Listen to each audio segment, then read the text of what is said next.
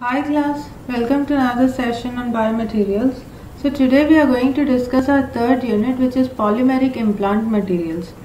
So in this unit we shall discuss all about polymers, and then we shall move on to discuss how these polymers can be used as biomaterial and what are the applications where we generally consider polymers, right? So polymers are manufactured using a process called as polymerization. So now polymerization is the process of synthesizing a polymer from a monomer.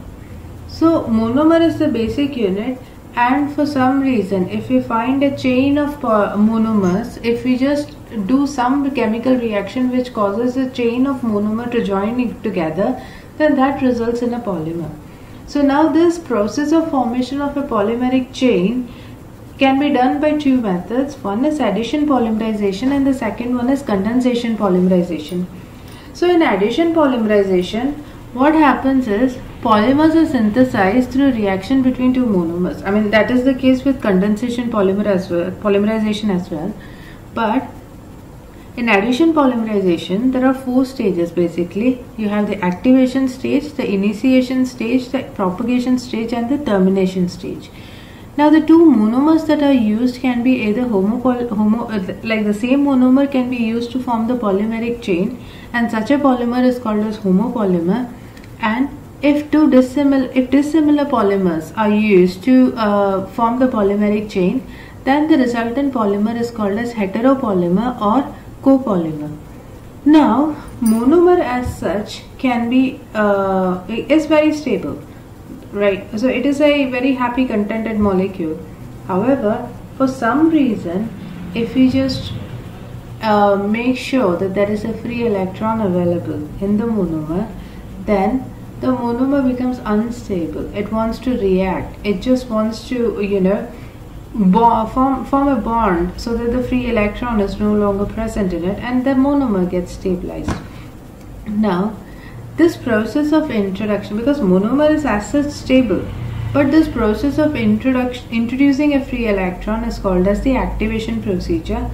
And after activation, one monomer, the unstable monomer, searches another monomer which is stable, and then it forms a bond between these two. Then a bond is formed between the two monomers, and again a free radical is present or a free electron is present. So this process where one monomer attaches with another monomer and makes an electron available is called as initiation. Now this process keeps on continuing, right? So if two monomers can join, then multiple monomers can join as well to form the polymeric chain, and the formation of the polymeric chain is called as the propagation. Finally, at some position, you want the polymeric chain to end. You don't want an infinitely long polymeric chain.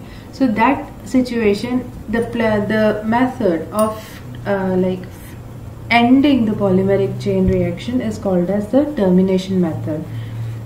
Now again, monomer, I mean, if it is just a single if only two monomers are combined together, then the resultant product is called as a dimer. If three monomers are combined together, then it is called a trimer, and more than three monomers, it's called as polymer. We don't call it quadri or penta or anything. We just call them polymers in general. So here's a pictorial representation of how addition polymerization occurs. So let me just take the pointer at. Right. So you have an R here, right, which is a free radical which is made available, and you have a monomer here which has a double bond here, right? So if this R has to react with this monomer, then this double bond will break. The R will have one electron to combine itself with, and then another free electron is made available here, right? So now this is the result of this initiation process is present here, and there's another monomer here. So this has a double bond here, and this has a free electron here. So in order for this monomer to stabilize, this double bond breaks, and then this carbon-carbon forms a bond, and another free electron is available in the end.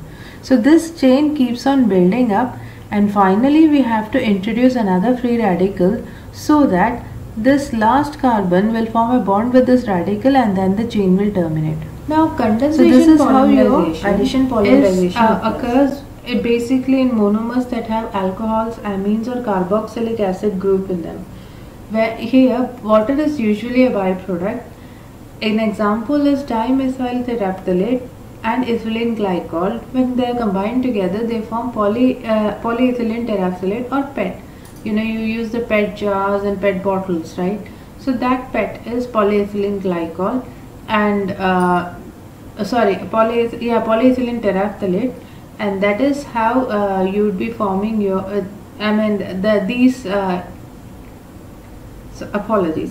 polyethylene terephthalate is formed using condensation polymers.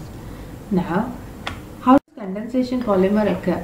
So there's an alcohol molecule here and there's a carboxylic acid molecule here, COOH and an OH.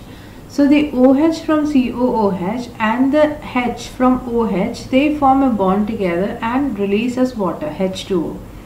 And this COO forms a bond with O. So you have a C double bond O and O, COO bond here, and this is very stable, and that is why you get really strong material when you have condensation polymerization occurring. So OH from carboxylic acid group and H from alcohol group are removed together and released as water, and the resultant reaction occurs when COO bond is formed between the two molecules. I hope you had a fruitful session learning about polymerization with me. I shall see you again in another video where we shall discuss more about polymers. Thank you very much for joining me.